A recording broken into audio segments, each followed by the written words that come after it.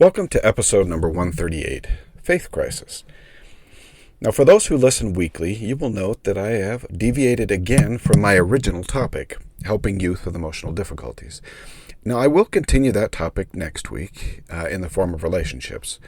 Now, before I get anywhere close to this topic, I want to recognize that I do understand just how sensitive a faith crisis is for many people. I recognize both the difficulty and the significance. For many individuals, a faith crisis will be one of the most trying and deeply troubling experiences they will face in this life. Often our faith is at the core of who we are as individuals, and to struggle with the very truths that define us as individuals and as communities is an earth-shaking and shattering experience. There exist many reasons why a faith crisis might occur in our lives. Mental illness is certainly one of those pathways, and a common pathway. What is most interesting, and at the same time cruel about mental illness, is its unique ability to both cause and complicate a faith crisis. Today we are going to discuss a faith crisis from the perspective of mental health. Now, there are 3 rules about mental illness and faith crisis that I want you to remember, and that are very important. The first is, if you have a mental illness, even one that is more temporary, you will have a faith crisis. Mental illness and faith crisis go hand in hand because of the emotional nature of the illness and its ability to interrupt the spiritual emotional processes. 2, if you have a longer-term mental illness or condition, you will have many crises of faith.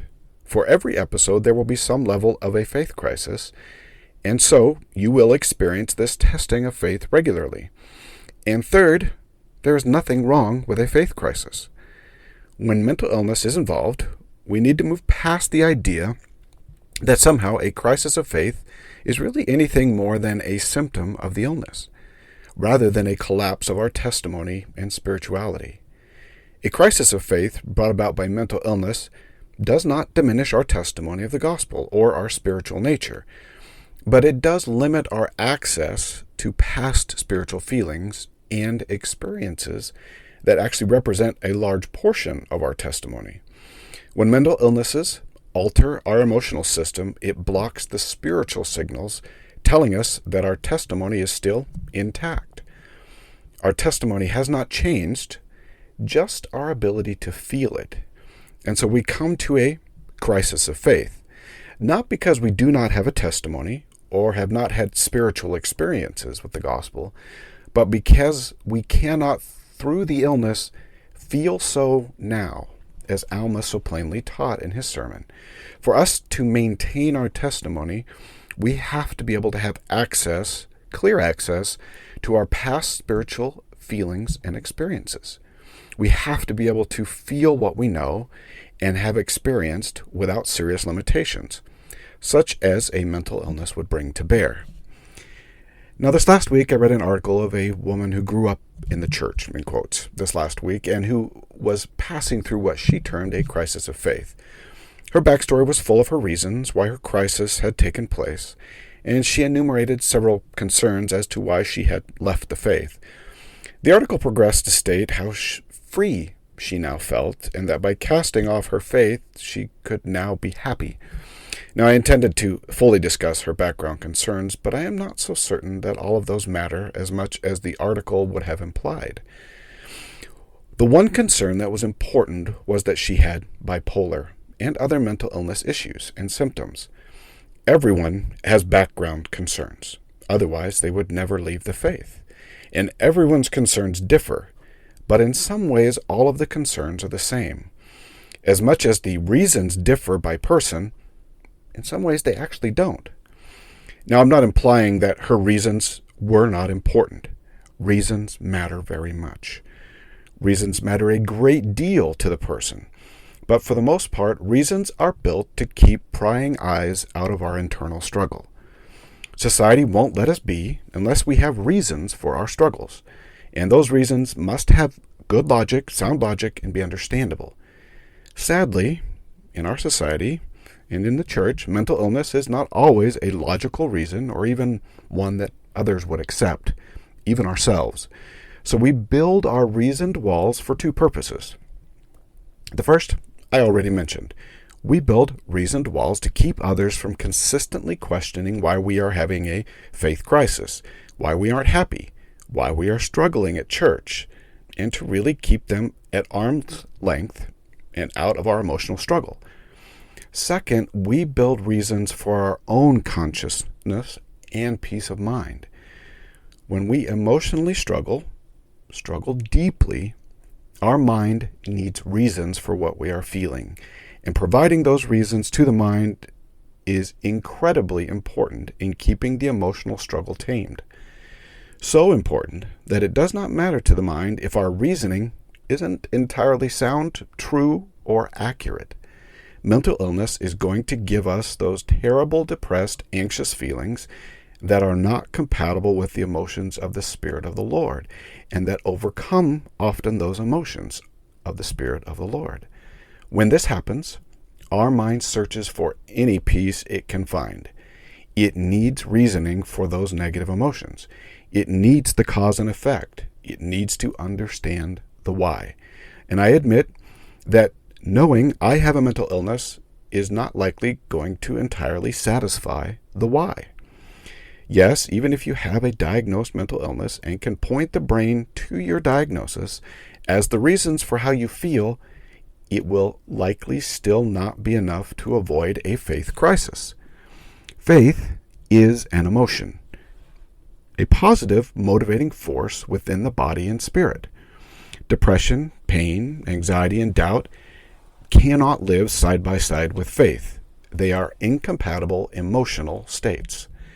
And so when we descend into an episode, our positive emotional state and testimony will give way to the emotional, psychological changes of depression and anxiety. This is actually very key to understanding a faith crisis. If you view faith from the perspective of emotion, then mental illness and emotion-altering illness will alter your feelings of faith in negative ways. Now, faith in the book of Alma, in the Book of Mormon, is described as hope for things which are seen, which are true. It is also described in Hebrews by Paul as the assurance of things hoped for, the evidence of things not seen. You will note that both definitions of faith include hope as part of the definition. And hope is not an emotion associated with mental illness. In fact, quite the opposite. Hope is one of those emotions we feel least during our episodes. When we talk about evidence of things not seen, we are talking about spiritual experiences with the divine and being able to access those experiences. Those spiritual experiences require the ability to recall the feelings and emotions of that experience. When we remove those spiritual feelings from the experience memory, the experience will actually be very empty. Only pictures, facts, and figures, but no emotion. Think about one of the most impactful days of your life outside of your illness. What made it impactful was not the event or the experience. It was the emotion surrounding it. Given the propensity of mental illness to overshadow or remove our feelings of hope and spirituality, it is actually relatively easy to see how a faith crisis and mental illness are linked. Now, when we talk about this faith crisis reasoning, or the reasoning that goes along with our faith crisis, or those walls we build to keep others out of our internal struggle, remember how incredibly important this reasoning is to our mind. So important that we will accept almost any reasoning to bring some peace to our mind. This reasoning generally comes in three types, and it most often comes in question form. The first is doctrinal questions, the second is historical questions, and the third is questioning the actions of others based on their inclusion as a member of the church or as a leader. Now, our reasons for our crisis will fall into at least one of these three categories, and unsurprisingly, many times we will have reasoning in all three. Because one of the main motives we build the logic and reasons in our mind is to keep the outside world at arm's length from our internal struggle, we need strong reasoning and logic. And so we tend to pick subjects for which the church has limited information, where controversy exists, and where society will support our views. Things like historical polygamy, women in the priesthood, LGBTQ issues, tithing, word of wisdom, historical differences in recorded events, and how the church leadership has handled a personal or social issue, and of course many other concerns. Now, I'm not stating that the issues are not real. They are very real and very real to the individual.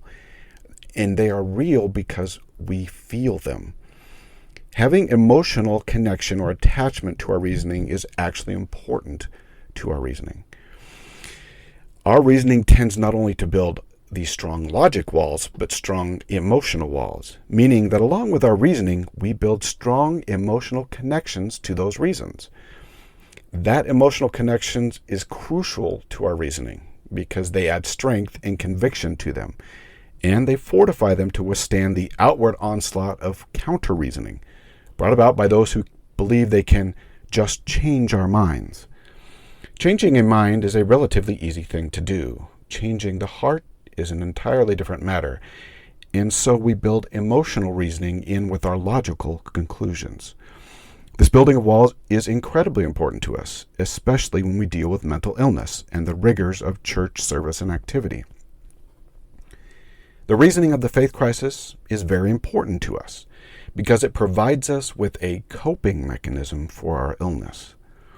Mental illness will restrict our ability to feel the Spirit, our personal testimony, and those positive feelings that naturally emanate from keeping the commandments.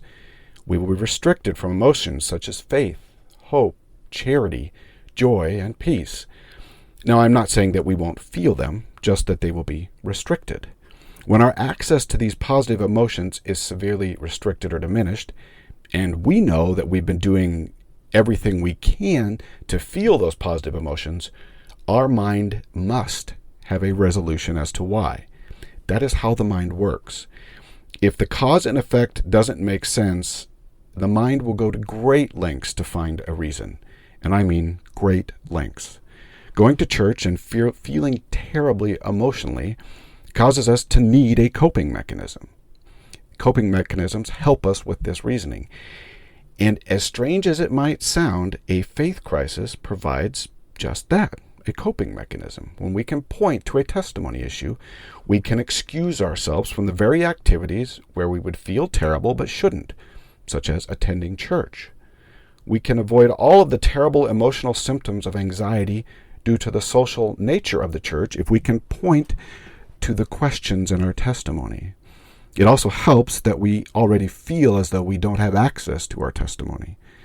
Once we feel, through the symptoms of mental illness, as though our testimony is waning, it is not difficult to find, quote, good reasons to avoid church activities and attendance. Our current society can provide a host of reasons why the church is not true and why its doctrine is not correct. Once we feel as though we do not have a testimony, these reasons can become very compelling in our minds and hearts. Now, I should note that I'm not saying that our coping mechanism is a conscious choice, because most of the time it isn't. Creating coping mechanisms is rarely a conscious process, where we specifically identify our problem and consciously create a solution through a specific methodology.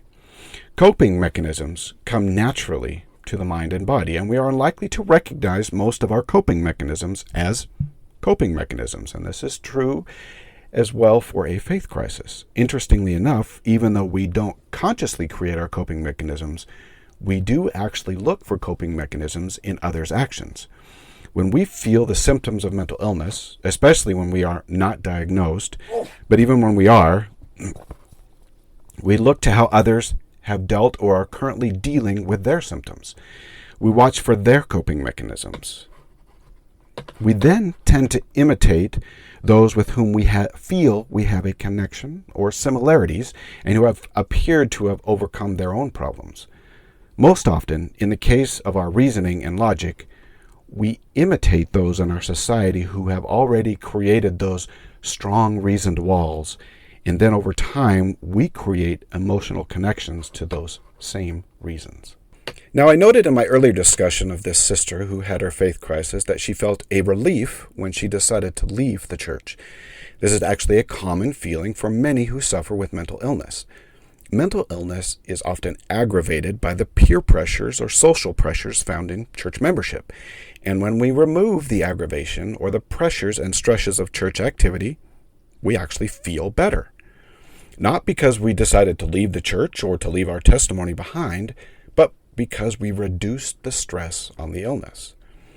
The requirements to be social and to accomplish the directives of member missionary work, church teaching and leadership, meeting attendance, and the entire lot of person-to-person instruction and presentation concerns alone is enough for someone suffering with mental illness to build strong faith crisis walls. It isn't so much about the doctrine or even the history, but about socially and religious requirements that cause deep feelings of anxiety, fear, and paralysis. Now, I'm not diminishing the reality of that crisis of faith, and especially not coping mechanisms, because I can tell you that the crisis is real to those who suffer. Even if you could define the faith crisis as a coping mechanism and an attempt to deconstruct these emotional walls, and someone says, yes, that is what I'm experiencing, it doesn't diminish the idea that it still represents a crisis of faith.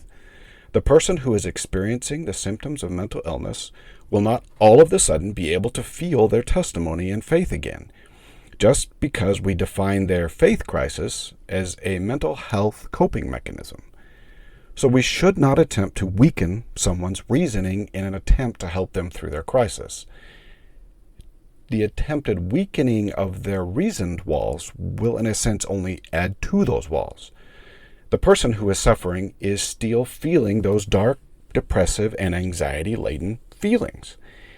Even if we could logically deconstruct the walls, we will not be able to deconstruct the emotional reinforcement because the brain needs the reasoning to avoid further suffering and pain. The sufferer will even accept the illogical nature of the reasoning, but remain committed to it because to remove the emotional connection and reasoning would remove the coping mechanism. And in so doing, those terrible feelings and emotional pain would return. Have I experienced these faith crises? Yes, many in my lifetime. And for me, looking back, mental illness has always been the driving force for those moments, whether or not I was willing to admit to it. But to say that my crisis was only a mental illness coping mechanism does not lessen the reality of it. Logic and reasoning is only a small part of our own personal reality. What we feel is truly our reality. Mental illness is as real as any other reason, and in some ways more so because mental illness does not always alter your logic, but your emotional reality. When human beings are forced to choose between logical reasoning and emotional reasoning and reality, they will almost always choose the emotional reasoning. When we approach our testimony of the church and everything that comes with it, we do so from our emotional reality. We need to feel the truth of the doctrines, history, and principles of the church. We need to feel of it from those around us. When mental illness interrupts those feelings in deeply troubling ways, we experience a crisis. When mental illness creates anxious, negative, dark, or even contrary feelings as to those of the gospel, we can feel very much as though what we once thought to be true is no longer, and so we reach for answers in our desperation. What many do not understand who have not experienced the symptoms of mental illness is just how traumatic it is to feel depression when you should feel joy, anxiety when you should feel peace, darkness where you should have hope, and when living the gospel does not feel right because our illness has physiologically altered our emotional reality. How troubling it can be when you are doing everything you can to live the gospel principles but only feel listless and without desire, or when you attend church to find that you struggle to feel peace, or when temple attendance doesn't provide all of the relief from our symptoms. It can be very difficult to believe in a loving God when depression and anxiety has brought us to the point of questioning whether our own life is worth living. Mental illness tends to cause us to question the very fundamentals of life, the plan of salvation, happiness, and even the spiritual nature of our existence. When our emotions fail us, we will reach for anything that helps. And for those who suffer a faith crisis, helps. I recognize that not every faith crisis is a mental health concern. I realize that it can be very difficult to see our faith crisis as a mental health coping mechanism. I still personally struggle with it. When we think faith crisis, we generally do not equate a faith crisis with the physiology and the chemistry of our body. But if we view faith as an emotion, and that our physiology and brain chemistry have significant influences on our emotions through our mental illness, it can be far easier to accept the idea that our spirituality is directly connected to our emotional health, physically and spiritually. So in the end, the real question to all of this is, if it is so difficult to view a faith crisis as a mental health coping mechanism, how do you even get there? How do you get out of a faith crisis and stay there? I will say, as long as the symptoms of mental illness remain in the body, the mind and heart will have trouble avoiding a faith crisis. So my first answer to that question is the one I always give in these podcasts and makes the most logical sense. You have to manage your mental illness. This means proper diagnosis and proper and consistent treatment and management, even when you don't feel your illness. This does not mean you will not have another faith crisis or that your illness will not produce symptoms. What this will mean is that over time, the depth and number of the faith crisis will diminish, and you will have overall better spiritual health. One of the fallacies of mental health management is that if you are managing your illness, you won't have any issues. The truth is, management means that your issues will diminish and become manageable, not necessarily that you will return to normal or have no symptoms. The second answer to this question is to reduce the stresses and pressures of church membership. Living the gospel with a mental health issue is going to be very different from living the gospel without one. Yes, that is obvious, but something we should keep at the forefront of our minds. Our minds are built to compare ourselves to others in the sense of cause and effect and consequences or the blessings of our actions. We look to others' actions and the blessings or consequences of their actions to create our own. Someone with a mental health issue cannot define church activity the same way as someone who is functioning normally. If you are deep into an episode and if all you can do is attend sacrament meeting, then that is enough for the Lord. If you can barely read 2 verses, then you read 2 verses. If your illness doesn't allow you to serve a mission, then the Lord will make up the difference. Much of the contributing stresses and pressures of the church are caused by trying to live the gospel as though we don't have a mental illness. We need to adjust gospel activity to our current emotional difficulties. This means that we might be adjusting regularly, depending upon the frequency and depth of our episodes. Attending to meetings, activities, teaching opportunities, leadership opportunities, and truly everything we do in the gospel will need to be tailored to what we can accomplish without seriously aggravating our illness. That will take time, effort, and a great deal of trial and error. This doesn't mean that we can lay aside the law of chastity, the word of wisdom, the law of tithing, and those things we do, and avoid regularly to stay within our covenants. What most individuals find is that those gospel rules or laws or covenants actually provide some good boundaries for mental illness.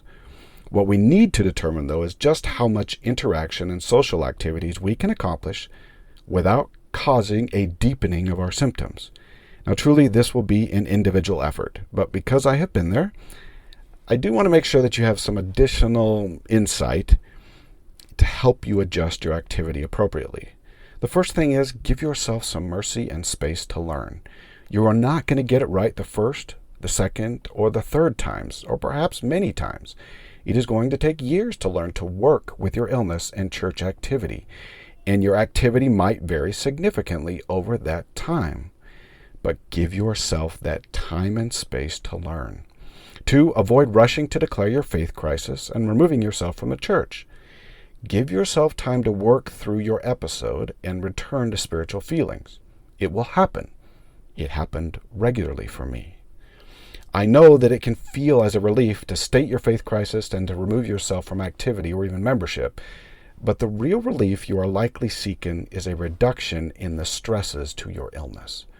Reduce the stress on your illness, and your testimony will slowly return. 3, take small steps in adjusting to your illness. Those feelings of despair are going to make you feel as though you are in a full crisis mode, and you are going to desire to make significant adjustments in your life.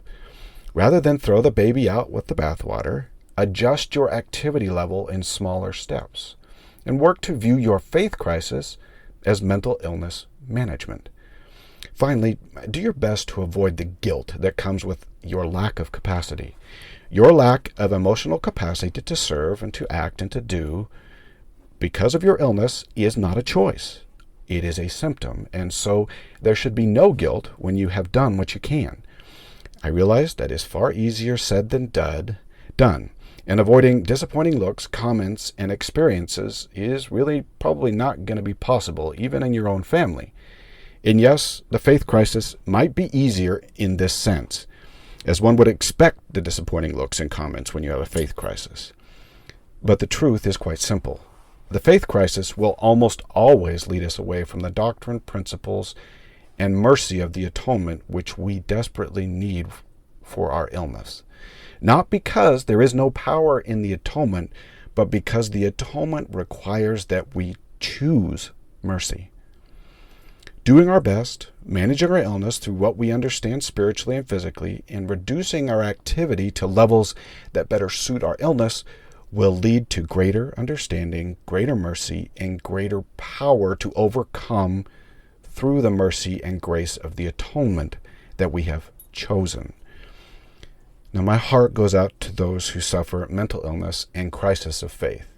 I have been where you are and have felt what you feel too many times to count in my own life. There are no adequate words to describe the experience to those who have not felt as you do, seen as you have seen, and struggle as you have struggled. They cannot understand it, but the Savior does. If you think that the Savior did not experience questions of faith and struggles with mental illness, either vicariously or personally, you do not understand the Scriptures. He did descend below all and experienced every pain, illness, and struggle we have experienced in this life. He knows exactly what you need and how to help in times of faith crisis. He fully understands your illness and the crisis of faith and how to ease those burdens and strengthen your testimony. The only thing he asks is that we do not give up, that we do our part, and he assures us that he will do his. Until next week, may you find peace and joy.